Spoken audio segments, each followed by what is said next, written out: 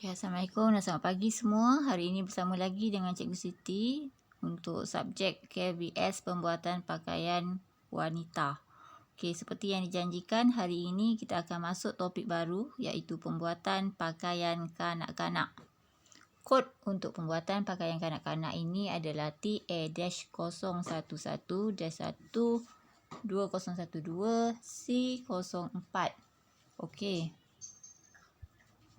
Untuk topik pembuatan pakaian kanak-kanak ini, kita lihat dulu berkenaan dengan kertas penerangan.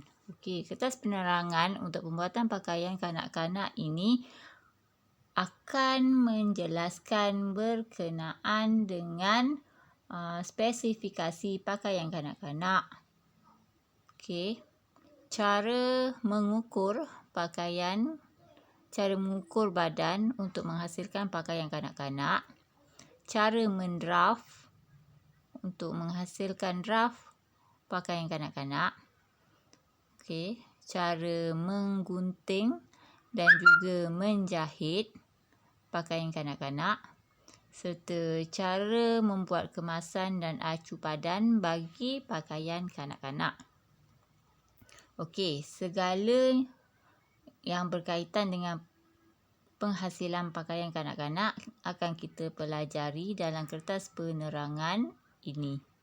Okey, supaya apa yang kita hasilkan akan menjadi hasil pakaian kanak-kanak yang bersesuaian dengan kehendak pelanggan. Okey, seterusnya.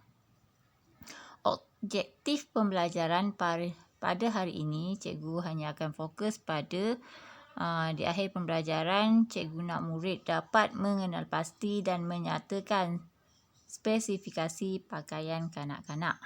Okey, seterusnya, cikgu nak di akhir pembelajaran ini, murid dapat menyatakan jenis-jenis pakaian kanak-kanak. Sebab terdapat 5 jenis pakaian kanak-kanak.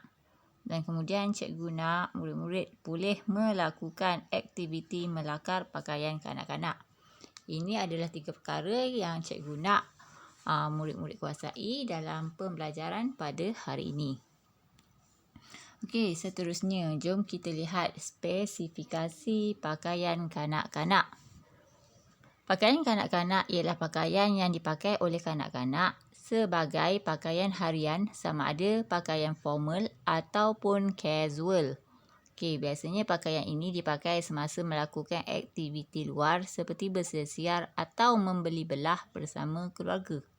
Style ataupun gaya pakaian kanak-kanak adalah lebih ringkas, kemas, tahan lasak dan selesa untuk dipakai. Fabrik yang sesuai digunakan untuk menghasilkan pakaian kanak-kanak adalah fabrik kapas ataupun kapas campuran sederhana tebal agar si pemakai berasa selesa. Okey, secara ringkasnya, ciri-ciri pakaian kanak-kanak hendaklah pertama, tahan lasak, kedua, kemas, ketiga, selesa dan keempat, ringkas. Harap anak-anak boleh ingat ya. Okey, jom kita lihat. Ini adalah carta pokok berkenaan dengan jenis-jenis pakaian kanak-kanak. Yang pertama adalah gaun kanak-kanak. Okey, jenis pakaian yang kedua untuk kanak-kanak adalah slack, seluar slack. Okey, jenis pakaian yang ketiga untuk kanak-kanak adalah pijama kanak-kanak atau kita kenali sebagai pakaian tidur kanak-kanak. Okey, seterusnya adalah blouse kanak-kanak. Dan yang akhir sekali, kita akan mempelajari berkenaan dengan skirt untuk kanak-kanak. Okey, jadi ada 5 kategori jenis pakaian kanak-kanak yang akan kita pelajari dalam topik pembuatan pakaian kanak-kanak. Okey, jom kita lihat dulu berkenaan dengan gaun kanak-kanak. Okey, gaun kanak-kanak ini biasanya mempunyai pelbagai style dan gaya. Okey, seperti dalam rajah yang diberi ini, dia diberikan gambaran gaun kanak-kanak dari sudut pandangan hadapan dan sudut pandangan belakang. Di mana di sini gaun kanak-kanak ini dia menggunakan collar Peter Pan. Okey. Mempunyai lengan gelembung dan juga mempunyai belahan zip di bahagian belakang. Sebagai hiasan, gaun ini juga mempunyai hiasan reband. Ini pada rajah lakaran. Okey, lihat pada gambar yang diberi sebelah, mempunyai style lekaan yang lebih kurang sama, tetapi gambar yang diberi meletakkan hiasan reband di bahagian hadapan. Okey, ini adalah contoh gaun bagi pakaian kanak-kanak. Okey, terdapat pelbagai rekaan pakaian kanak-kanak yang terdapat di sekeliling kita. Okey, ini adalah beberapa contoh pakaian kanak-kanak yang cikgu berikan supaya kamu dapat gambaran bagaimana gaya pakaian kanak-kanak dalam bentuk gaun. Okey. Gambar yang pertama adalah gaun lengan pendek, gaun tanpa lengan. Okey. Dengan hiasan reband di bahagian depan dan juga belakang untuk gaun pink ni, serta mempunyai belahan zip di bahagian belakang. Okey, dia punya kain ropol bertingkat-tingkat. Jom kita lihat seterusnya. Ini juga adalah jenis gaun di mana ada pelbagai gaya dengan tangan pendek, baju merah dengan lengan tanpa lengan pun ada. Okey. Ada yang ada hiasan reband, ada yang ada hiasan render. Terpulang sebab gaun ni secara basicnya bahagian badan dan bahagian kain iaitu skirt adalah bersambung terus. Okey, ini adalah gaun kanak-kanak. Jom kita lihat lagi. Ini pula contoh gaun dengan lengan separuh. Lengan kata ada juga jenis lengan panjang. Okey. Cikgu nak awak lihat dulu contoh-contoh rekaan pakaian kanak-kanak. Dan ini pula adalah contoh rekaan gaun kanak-kanak juga dengan leher Peter Pan-nya. Okey. Supaya cikgu nak awak jelas bagaimana gambaran gaun kanak-kanak. Okey. Ini juga gambar rekaan gaun kanak-kanak. Perhatikan dia punya bentuk rekaannya daripada lengan, daripada sisi badan tengah dan juga kainnya boleh dibuat dalam pelbagai gaya. Okey. Seterusnya kita masuk pada slack kanak-kanak, skirt kanak-kanak serta blouse kanak-kanak. Okey. Untuk ciri-ciri slack ada pelbagai sebenarnya. Okey, untuk gambar rajah yang diberi, slack ini mempunyai ikatan pinggang, belah berzip dan juga kelepek. Okey. Kelepek tu maknanya jahitan lipatan. Seperti dalam rajah, kelepek pada bahagian bawah kaki. Belah zip pada seluarnya, pada slacknya. Di mana dia ada belah zip untuk diletakkan zip pada seluar. Dan juga pada bahagian pinggang, dia menggunakan pinggang getah seperti dalam gambar rajah. Okey, ciri-ciri blouse kanak-kanak. Biasanya blouse kanak-kanak ni dia ada pelbagai jenis collar, sama macam collar dewasa. Tapi dalam rajah ni kita berikan gambar untuk jenis collar Peter Pan, mempunyai lengan gelembung, belah kelepek sama besar untuk sama lebar untuk bahagian hadapan bagi meletakkan butang. Okey, biasa kalau baju dah letak butang dia tidak akan ada zip di bahagian belakang. Okey, dan blouse kanak-kanak akan ada kelepek. Kelepek ni sama seperti slack iaitu jahitan lipatan di bahagian bawah. Okey, seterusnya kita lihat pula berkenaan dengan skirt kanak-kanak. Biasanya skirt kanak-kanak mempunyai ikatan pinggang, ada belah berzip. Okey, bagi yang meletakkan zip, tapi ada juga yang tidak berzip di mana menggunakan getah sepenuh pinggang. Okey, lisu berlapik, kelepek dengan jahitan silang pangkah. Okey, kelepek tu terpulanglah nak guna jahitan silang pangkah ke jahitan mesin ataupun jahitan yang sesuai dengan pilihan pelanggan. Okey, ini adalah antara ciri-ciri seperti yang diberikan di dalam rajah. Biasanya kalau kita nak buat lakaran pada sesuatu pakaian, kita perlu letakkan kata note bagi setiap bahagian yang dikehendaki pelanggan, supaya bila kita lihat lakaran, kita kenal, kita tahu, oh, pinggang dia mempunyai ikatan jenis bergetah, dia mempunyai belahan berzip, mempunyai lisu terbalik, mempunyai kelepek dia nak macam mana. Jadi senang, kita boleh remind semula apa yang nak dibuat pada pakaian tersebut.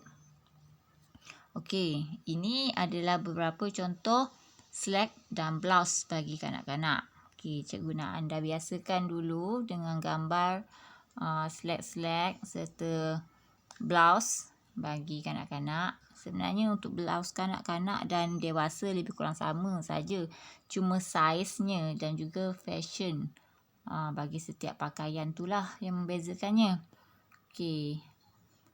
Ada lengan panjang jenis orang kata collar, leper. Ada yang jenis tanpa lengan, terpulang. Ini awak lihat dulu supaya cikgu nak membiasakan kamu dengan beberapa jenis rekaan slack, blouse, skirt. Okey, bagi pakaian kanak-kanak. Okey, seterusnya kita lihat pula pijama untuk kanak-kanak. Okey, bagi pijama kanak-kanak ni kita lihat pada rajah yang diberi. Okey, untuk rajah yang diberi ni pijama kanak-kanak mempunyai kocek. Okey, ada juga yang tidak mempunyai kocek. Okey, untuk gambar rajah ini, ia adalah pijama yang mempunyai kocek. Okey, collar pula adalah collar lapik luar. Serta mempunyai lengan gelembung. Ada juga jenis lengan pijama yang jenis lengan rata, padanan rata yang tidak bergelembung. Okey, terpulang. Ini antara ciri-ciri pijama bagi kanak-kanak. Okey, jom kita lihat. Ini adalah beberapa rekaan fashion pakaian kanak-kanak bagi pakaian tidur. Okey. Lihat dulu beberapa fashion pijama untuk kanak-kanak supaya kamu dapat gambaran bagaimana pakaian pijama kanak-kanak. Okey. Di dalam sesuatu penghasilan rekaan pakaian kanak-kanak, antara perkara yang perlu kita kenal pasti adalah antaranya berkaitan dengan jenis kocek. Okey, kocek mestilah dilekatkan di tempat yang sesuai dan selesa kepada si pemakai. Ia mesti dijahit dengan cermat, rata dan dikukuhkan di atas dengan jahitan mesin 2 kali. Okey, kocek yang hendak digunakan mestilah cukup dalam untuk mengelakkan benda di dalamnya daripada terjatuh. Okey, lihat pada gambar. Dalam gambar diberikan ada 2 jenis kocek, iaitu kocek tampal, di mana kocek tu ditampal di atas pakaian. Ini dinamakan sebagai kocek tampal. Dan kemudiannya diberikan juga contoh kocek sisi. Kocek sisi adalah kocek yang tersembunyi di bahagian dalam tapi diletakkan di bahagian tepi sisi pakaian kanak-kanak. Okey, Okey, seterusnya dalam rekaan pakaian kita perlu lihat dan kenal pasti jenis lengan. Nak letak lengan yang macam mana. Lengan ialah satu kaedah menyudahkan keruk lengan. Okey, keruk lengan tu adalah sempadan di antara bahu dengan lengan. Kita lihat bahagian ketiak lengan tu bagaimana kita nak menyudahkan, nak menyiapkannya. Sama ada kita akan letak lengan pendek ataupun baju tanpa lengan, ataupun beberapa jenis lengan yang kita juga telah pelajari dalam topik sebelum ini. Sama seperti lengan baju dewasa. Okey. Lengan didraft dengan pelbagai style dan gaya penyesuaian dengan bentuk badan dan jenis pakaian. Lengan berfungsi sebagai melindungi kecacatan pada tangan dan mengekalkan ciri tradisi sesuatu pakaian. Okey, ada orang kadang-kadang tangan dia macam kata kecil sangat ke, ataupun tangan dia tak lawa, ada sesuatu yang dia nak sembunyikan, mungkin dia akan pakai jenis lengan panjang. Kadang lengan ni dipakai untuk kata keselesaan, kesesuaian suatu pakaian, dan juga mungkin lengan juga dipadankan bagi mengekalkan ciri tradisi suatu pakaian. Ya, ada banyak fungsi lengan. Okey, ini diberikan beberapa jenis lengan. Antara yang kita pernah belajar adalah lengan gelembung, lengan padanan rata, lengan kimono, lengan kemeja, lengan bishop, lengan loceng, banyaklah. Lengan raglan. Ni kata ingat semula beberapa jenis lengan yang kita telah pelajari. Dan jenis-jenis lengan ni kita boleh letakkan dalam rekaan fashion pakaian kanak-kanak. Okey, seterusnya kita kena ambil kira jenis collar dan garis leher untuk sesuatu jenis pakaian. Okey, kegunaan collar adalah untuk mengemaskan garis leher pakaian, menunjukkan reka bentuk pakaian, dan juga dibuat untuk menutup kecelaan leher si pemakai. Collar adalah bahagian yang dilekat atau dijahit sekali pada pakaian. Collar boleh didapati dalam pelbagai jenis dan juga bentuk. Okey, contoh gambar yang diberi di sebelah adalah beberapa jenis gambar garis leher. Ada garis leher bentuk V, bentuk U, belah slits. Okey, ada bentuk sampan, bentuk segitiga, bentuk bulat, bentuk hati. Okey, ada macam-macam jenis lah bentuk garis leher. Okey, seterusnya kita lihat berkenaan dengan collar. Okey, collar ni ada 3 jenis, iaitu collar rata, collar tegak, collar gulung. Okey, jom kita lihat satu persatu. Collar rata adalah collar yang dicantum pada garis leher dan terletak rata pada badan rekaan pakaian. Okey. Cikgu ulang semula. Collar rata adalah collar yang dicantum pada garis leher dan terletak rata pada badan pakaian. Contoh collar rata adalah collar Peter Pan, collar classy dan juga collar Eton. Okey. Jenis collar kedua adalah collar tegak. Collar tegak adalah collar yang dicantum pada garis leher dan berdiri tegak pada garis leher pakaian. Okey. Contoh collar tegak adalah collar Mandarin, collar kemeja dan juga collar Nehru. Kalau collar rata dicantum dan terletak rata pada badan pakaian. Manakala collar tegak dicantum dan pada garis leher dan cantuman ni berdiri tegak. Ni dinamakan sebagai collar tegak. Okey, seterusnya collar ketiga adalah collar gulung. Collar gulung adalah collar yang mengunjur dari bahagian garis leher ke atas dan bergulung serta boleh dilipat balik. Okey.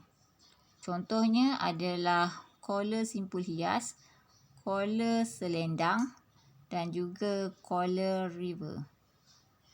Cuba awak lihat gambar-gambar jenis-jenis collar ni. Okey, sejenis-jenis collar ni boleh diguna padan untuk rekaan pakaian kanak-kanak. Okey, seterusnya kita belajar berkenaan dengan urutan kerja penghasilan pakaian.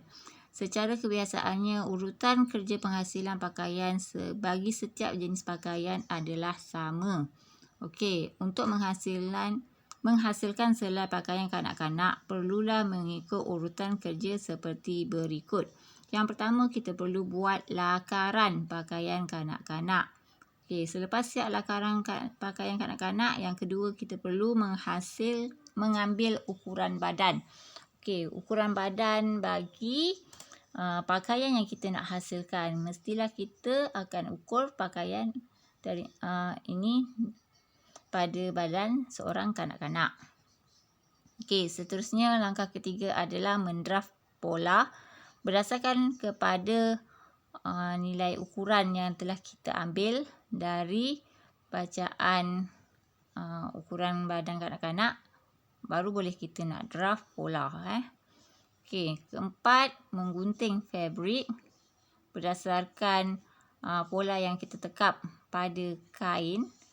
Okey, kemudian kita akan menjahit pakaian kanak-kanak. Yang keenam, kita akan membuat kemasan dan akhir sekali kita akan acu pakai pakaian kanak-kanak itu pada kanak-kanak yang membuat tempahan. Sekiranya terdapat sebarang ketidakselesaan ataupun masalah, kita akan buat pembetulan, buat adjustment pada pakaian tersebut dan kita akan betulkan semula serta kita akan buat jahitan, kemasan dan acu lagi semula hingga pakaian tersebut betul-betul selesa dipakai. Okey, ini adalah urutan penghasilan pakaian kanak-kanak. Okey, untuk langkah yang pertama tadi adalah membuat reka cipta atau lakaran.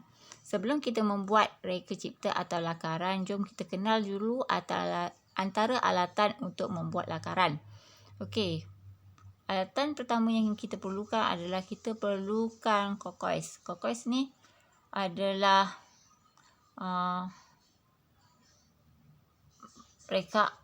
adalah orang kata apa tu,